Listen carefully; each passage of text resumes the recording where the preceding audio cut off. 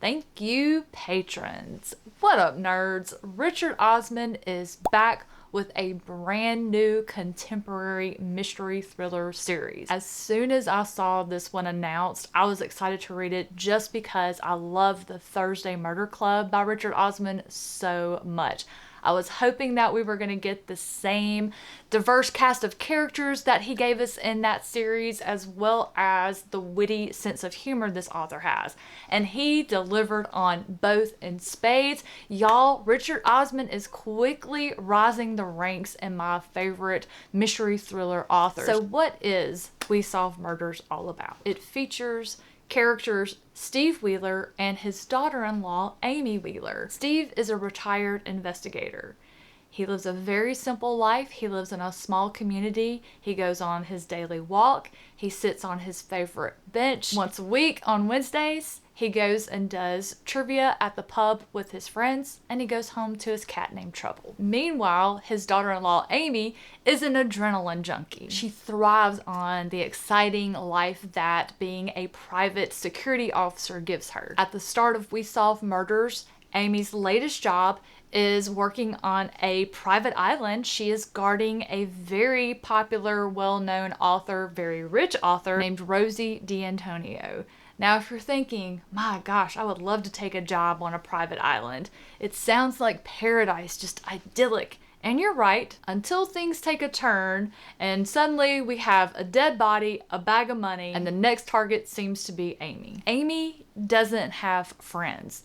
She has her husband, which is a very unique relationship. It was so cool. I've never read about a relationship like this, but it just makes perfect sense to certain logical thinkers. You'll have to read about it and let me know what you think. The only person she trusts, the only person she talks to every day without fail is her father-in-law, Steve.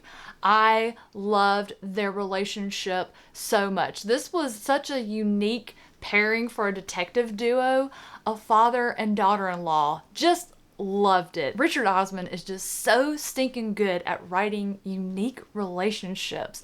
That's what makes his books stand out to me. Yeah, I've read mysteries like this before. I enjoy them, which is why I keep reading them. But when you have something unique about it, that's what makes it stand out in your memory. My star rating for this one is 4 stars. Here's why. I know a lot of you are big time readers. Some of you may even be content creators or bloggers, reviewers. You have seen all of the horrible things AI is capable of destroying when it comes to writing and publishing. Richard Osman took that lemon that is ChatGPT and made it work for him. He made the best pitcher of lemonade. Okay, so our villain of this story is Francois Loubet. That's the name he uses. We don't know what his real name is because this criminal who has decided that science has just made it hard for an honest criminal to steal and break the law, he has incorporated ChatGPT into his business maneuver. As a criminal, he's very aware of what science can do. Everything he communicates to people all through email. He doesn't want them to see his face. Everything is communicated through email. What does he do? He writes it, he puts it into ChatGPT and says, rewrite in the style of a friendly English gentleman.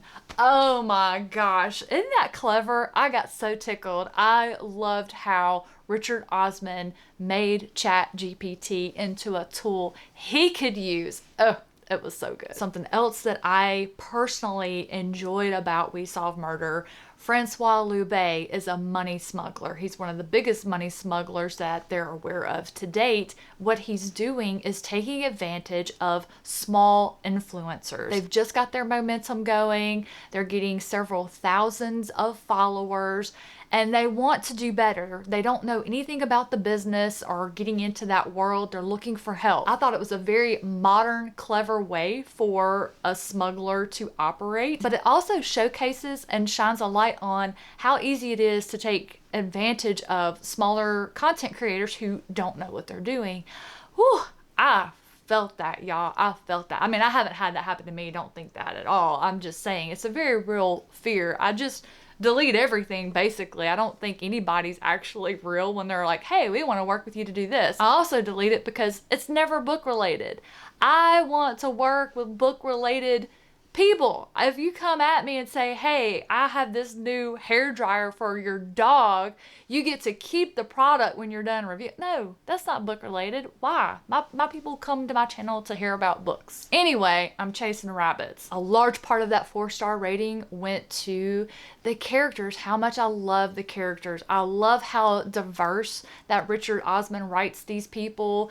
He just makes them all so good. Even the villains. Oh my goodness. I loved reading about Francois Loubet. I love reading about how clever he was, how clever he thought he was, the people that he employed, just all of the moving pieces, because this mystery takes our characters all around the world and you're going, how is this possible? Remember that really rich author I mentioned earlier, Rosie D'Antonio? She is filthy rich and she has the means. She has her own jet. So they're going all around looking into other murders that are connected to, maybe connected to, or can at least shine some light on, provide answers to why someone is targeting Amy Wheeler. Now, Rosie was my favorite character in this book. Here's why. Also, this is where I want to jump in and say I did listen to the audiobook for this one. When it came out, I put a hold on my library for the physical copy, the digital copy, and the audio. Audio popped up first. The narrator is Nicola Walker.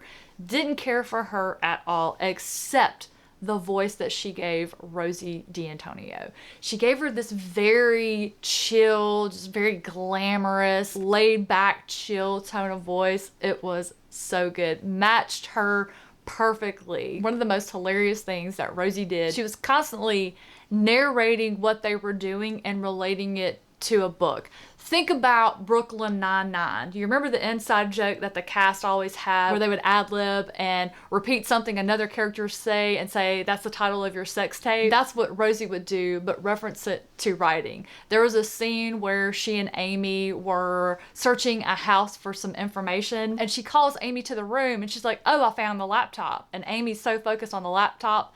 And then Rosie goes, yeah, there's also a dead body over there that Amy had just walked right by. She was so focused on the laptop. And Rosie's like, yeah, I'm a writer. I notice things. Or other things, comments will be made about, yeah, this happened before noon. And she's like, oh, canceled by noon. That would be a great name for a book. It was well timed, well delivered, and just perfect.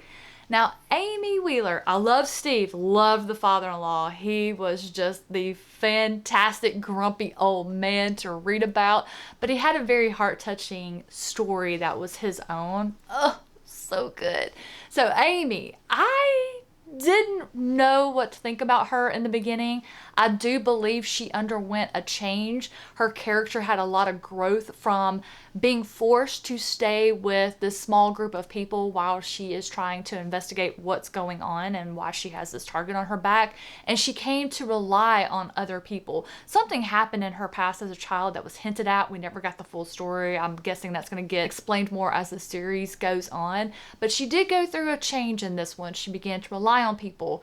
She made friends. She did become more likable as the story went by. She opened up more. She was making jokes. I liked her sarcasm. She even turned the tables on Rosie a few times that I thought was so funny. So I didn't find her that likable, but she was interesting. She's an enigma to me. She's something I'm looking forward to learning more about as the series goes by. Steve was just such a delight. He's like me, set in the routine, don't change it. If you throw something out, it just messes us up. And for him, that's trivia night at the Brass Monkey Pub. And oh man, there was so many times the group would be trying to figure something out and he's just sitting over there going, how did I miss that question at trivia? Or if something they were planning would interfere with a trivia night. I just got so tickled. Plus, it's hard not to love a man who has a cat named Trouble. I had a cat named Trouble when I was little. He's a rescue. I just walked outside one day. I think I was about 9 or 10 years old. And I found this kitten who had been run over. He wasn't hurt real bad. He just had rash where the tire must have gone over him. We couldn't figure it out at first until a few days later when we caught him. He liked to go to the bathroom in potholes. At the intersection where I lived, there were some potholes in the center. This was in the city of Jackson. They still don't fix their potholes to this day. Like, small cars will fall in these holes and never be seen again. I'm not kidding. I'm not kidding. But he would go to the bathroom in the potholes and he wouldn't move for cars. He would finish his business and then he would move, and we think that's how he might have gotten run over. And that wasn't the first time he got run over, but that cat was something else. He also fell down the chimney one time. I love when a book can remind me of a time like that in my life. It just instantly transports me back. I hadn't thought about that cat in forever. I just could not stop listening to this one when I started it. Just absolutely loved it. So if you're looking for a cozy mystery to read over the winter months that's gonna warm your heart, We Solve Murders is the one for you. I'm gonna wrap it up there. I could keep gushing about this book for probably another hour. So y'all have a wonderful rest of your day. Hope you enjoyed the review. I hope that I was able to convince you to give this one a try. I'll have the website for the author linked in the description below so you can check out all of his works as well as this series and the Thursday Murder Club series. Have a wonderful rest of your day and I'll catch you in the next one. This channel would not be what it is today without the wonderful support of its patrons. Thanks again to all of the patrons of The Nerdy Narrative, with a special shout out to the Nerds Radiant. Chad, John, Gail, Amanda, Star, Tara, Ann, Amanda, Andrew, Kate, Ev, Sharon, and Wilbur.